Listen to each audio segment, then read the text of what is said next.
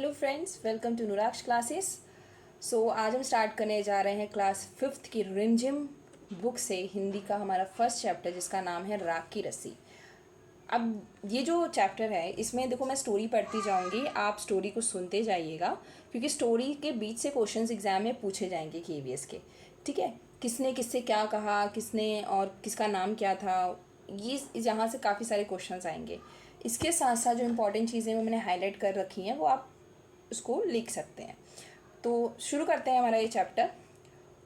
लोनपोगार तिब्बत के 32वें राजा सोनगव सेन गाम्पो के मंत्री थे। यहाँ से डायरेक्ट क्वेश्चन आ सकता है कि गार कौन थे। लोनपोगार तिब्बत के 32वें राजा सोनगव सेन गाम्पो के मंत्री थे। ठीक है, उन्हीं के बेटे के बारे में ये पूरी कहानी है। तो शुरू करते हैं कहानी। वह अपनी चालाकी और हाजिर जवाबी के लिए दूर दूर तक मशहूर थे। कोई उनके सामने टिकता ना था। चैन से जिंदगी चल रही थी, मगर जब से उनका बेटा बड़ा हुआ था, उनके लिए चिंता का विषय बना हुआ था। कारण यह था कि वह बहुत भोला था। होशियारी उसे छूकर भी नहीं निकली थी। लोनपोगार ने सोचा, मेरा बेटा बहुत सीधा साधा है, मेरे बाद इसका काम कैसे चलेगा। एक दिन लोनपोगार ने अपने बेटे को 100 भेड़ें देते हुए कहा, तुम इन्हें लेकर शहर जाओ, मगर इन्हें मारना या बेचना नहीं। इन्हें वापस लाना 100 जौ के बोरे के साथ। कितने बोरों के साथ? 100 जौ के बोरे। जो एक अनाज होता है, उस बोरे उसके 100 बोरे लाने के लिए उन्होंने बोला। इन्हें वापस लाना 100 जो बोरों के साथ, वरना मैं तुम्हें घर में नहीं घुसने दूंगा। इसके बाद उन्होंने बेटे को शहर की तरफ रवाना कर दिया। लोनपोगार का बेटा शहर पहुंच गया, मगर इतने बोरे जो खरीदने के लिए उसके पास रुपए नहीं थे। वह इस समस्या को सोचने विचारने के लिए सड़क के किनारे बैठ गया, मगर कोई हल उसकी समझ में नहीं आ रहा था। वह बहुत दुखी था। तभी एक लड़की उसके सामने आ खड़ी हुई और बोला, क्या बात है, तुम इतने दुखी क्यों हो? लोनपोगार के बेटे ने अपना हाल कह सुनाया। इसमें इतना दुखी होने की कोई बात नहीं, मैं इसका हल निकाल देती हूँ। इतना कहकर लड़की ने भेड़ों के बाल उतारे और उन्हें बाजार में बेच दिया। जो रुपए मिले उनसे 100 बोरे खरीदकर उसे घर वापस भेज दिया। लोनपोगार के बेटे को लगा कि उसके पिता बहुत खुश होंगे, मगर उसकी आप बीती पर उन्होंने ध्यान नहीं दिया। वह उठकर कमरे से बाहर चले गए। दूसरे दिन उन्होंने अपने बेटे को बुलाकर कहा, पिछली बार भेड़ों के बाल उतार कर बेचना मुझे ज़रा भी पसंद नहीं आया। अब तुम दोबारा उन्हीं भेड़ों को लेकर जाओ, उनके साथ जौ के 100 बोरे लेकर ही लौटना। एक बार फिर निराश लोनपोगार का बेटा शहर में उसी जगह जा बैठा। ना जाने क्यों उसे यकीन था कि वह लड़की उसकी मदद के लिए ज़रूर आएगी, और हुआ भी कुछ ऐसा ही। वह लड़की आई, उसने अपनी मुश्किल सुनाई। अब तो बिना जौ के 100 बोरे कि मेरे पिता मुझे घर में नहीं घुसने देंगे। लड़की सोचकर बोली, एक तरीका है। उसने भेड़ों के सींग काट लिए, उन्हें बेचकर जो रुपए मिले उनसे 100 बोरे जो खरीदे। बोरे लोनपोगार के बेटे को सौंप कर लड़की ने उसे घर भेज दिया। भेड़े और जो के बोरे पिता के हवाले करते हुए लोनपोगार का बेटा खुश था। उसने विजय भाव से सारी कहानी कह सुनाई। सुनकर लोनपोगार बोले, उस लड़की से कहो कि हमें 9 हाथ लंबी राख की रस्सी बनाकर दे। उनके बेटे ने लड़की के पास जाकर पिता का संदेश दोहरा दिया। लड़की ने एक शर्त रखी, मैं रस्सी बना तो दूंगी, मगर तुम्हारे पिता को वह गले में पहननी होगी। लोनपोगार ने सोचा, ऐसी रस्सी बनाना ही असंभव है, इसीलिए लड़की की शर्त मंजूर कर ली। अगले दिन लड़की ने 9 हाथ लंबी रस्सी ली, उसे पत्थर के सील पर रखा और जला दिया। रस्सी जल गई, मगर रस्सी के आकार की राख बच गई। इसे वह सील समेत लोनपोगार के पास ले गई और उसे पहनने के लिए कहा। लोनपोगार रस्सी देकर चकित रह गया। वह जानते थे कि राख की रस्सी को गले में पहनना तो दूर, उठाना भी मुश्किल है। हाथ लगाते ही वह टूट जाएगी।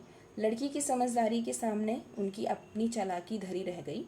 बिना वक्त गवाए लोनपोगार ने अपने बेटे की शादी का प्रस्ताव लड़की के सामने रख दिया। धूमधाम से उन दोनों की शादी हो गई। तो ये एक लोक कथा है। ठीक है, एग्जाम में पूछा जाएगा कि राख की रस्सी क्या है, कहानी है, लोक कथा है, लेख है, क्या है? तो ये एक लोक कथा है। और ये तिब्बत के बारे में थी। तो इस चैप्टर में तिब्बत के बारे में जीएस मतलब एक जनरल नॉलेज ग्राफ दे रखा है, एक छोटा सा नोट दे रखा है जिसको पढ़ना ज़रूरी है क्योंकि इससे क्वेश्चंस आएंगे। तो मैंने हाईलाइट कर रखा है जहाँ से हमें पढ़ना है और जो जो चीज़ें पूछी जाएंगी। सो राग की रस्सी शीर्षक लोक कथा तिब्बत से संबंधित है, ठीक है, जिसे दुनिया की छत कहा जाता है। तिब्बत को दुनिया की छत कहा जाता है क्योंकि ये बहुत ऊंचा पठार है। पठार क्या होता है? पठार ज़मीन के ऐसे भाग को कहते हैं जो मैदान से ऊंचा और पहाड़ से नीचा होता है। तिब्बत के पठार पर खड़े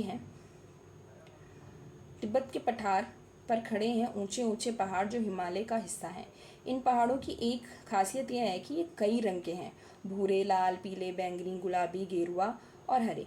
ठीक वैसे ही जैसे छोटे बच्चे अपने चित्र के मनोसंग्रह रंग भर देते हैं। इन पथरीले पहाड़ों में तरह तरह की मिट्टी और खनिज पदार्थ हैं। सूरज की बढ़ती और घटती किरणों के पड़ने से वे पहाड़ अनोखे रंग में चमक उठते हैं। तिब्बत की हवा में नमी बहुत कम है, इस वजह से यहाँ बरसात और बर्फबारी कम होती है। खुश्क मौसम में पेड़ पौधे बहुत नहीं होते हैं। तिब्बत का पूर्वी भाग ही ऐसा जहाँ घने जंगल पाए जाते हैं। तो ये इंपॉर्टेंट है कि तिब्बत का कौन सा भाग है जहाँ पे घने जंगल पाए जाते हैं? पूर्वी भाग, ठीक है। उन जंगलों में पेड़ पौधे, पशु पक्षी, दुर्लभ किस्में मिलती हैं। तिब्बत की मिट्टी कहीं रेतीली, कहीं लाल पीली और कहीं काली है। तो ये आपको याद रखना है कि तिब्बत की मिट्टी कैसी है भाई, अलग अलग जगह पे अलग अलग है। कहीं पे रेतीली है, कहीं पे काली है, ठीक है, और कहीं पे लाल पीली है। तो ये याद रखिएगा। तिब्बत में लगभग 1500 झीलें हैं, ठीक है। उनमें से सबसे फेमस झील कौन सी है? मानसरोवर झील, जो जिससे कि सांगपो रिवर मतलब ब्रह्मपुत्र नदी निकलती है। तो ये इंपॉर्टेंट पॉइंट रहेगा आपके लिए। सांगपो रिवर कहाँ से निकलती है या नदी कहाँ से निकलती है? मानसरोवर झील से, जो कि तिब्बत में ही पाई जाती है, ठीक है। काफ़ी ऊंचाई पर बसा होने के कारण तिब्बत बहुत ठंडा प्रदेश है। यहाँ की सर्दी का हाल मत पूछो, ऐसा लगता है जैसे किसी ने फ्रिज खोलकर डाल दिया हो, तेज़ ठंडी हवाएं चलती हैं। ओके, तिब्बत के लोगों की, हाँ यहाँ पे तिब्बत के लोगों की घर बनाने की जो कारीगरी है अनोखी है। यहाँ लकड़ी के बने हुए बहुमंजिली घर हैं। लोग अब यहाँ पे पत्थर, मिट्टी और सीमेंट के घर भी बनाने लगे हैं। खिड़कियाँ भी अधिक बनाई जाती हैं ताकि सूर्य की ढेर सारी रोशनी घर में अंदर जा सके। भूकंप से बचाव के लिए दीवारें अंदर की ओर थोड़ी झुकी होती हैं। ये इम्पॉर्टेंट है यहाँ पे कि यहाँ की जो दीवारें होती हैं, आपसे पूछा जा सकता है कि किस जगह पर जो घर की दीवारें हैं अंदर की ओर झुकी बनाई जाती हैं, कहाँ पर? तिब्बत में। क्यों? ताकि भूकंप से बचा जा सके। तिब्बत का सबसे बड़ा शहर कौन सा है? लहासा, जो कि 3650 मीटर की ऊंचाई पर स्थित होने के कारण ये दुनिया का सबसे ऊंचा शहर माना जाता है। कौन सा? लहासा, ठीक है। लहासा को तिब्बत का दिल माना जाता है। तो आप ये याद रखिएगा, तिब्बत का दिल किसको बोलते हैं? लहासा को बोलते हैं। और यहाँ ये आपका चैप्टर होता है ख़त्म, ठीक है। नेक्स्ट टाइम पे हम इसका नेक्स्ट चैप्टर पढ़ेंगे, और अगर छोटा रहा तो हम इसमें एक ही वीडियो में 1 से 2 चैप्टर्स को भी कवर करने की कोशिश करेंगे। तो डिपेंड करेगा कि कितना लंबा चैप्टर है। और आप इससे नोट्स बनाते जाइए, स्टोरी को बस सुनते जाइए क्योंकि इससे क्वेश्चंस आएंगे। बीच बीच से स्टोरी से क्वेश्चंस पूछ लिए जाते हैं, चैप्टर के बीच से क्वेश्चंस पूछ लिए जाते हैं। सो कंटिन्यू करते रहिए अपनी तैयारी। आज के लिए इतना ही, थैंक यू।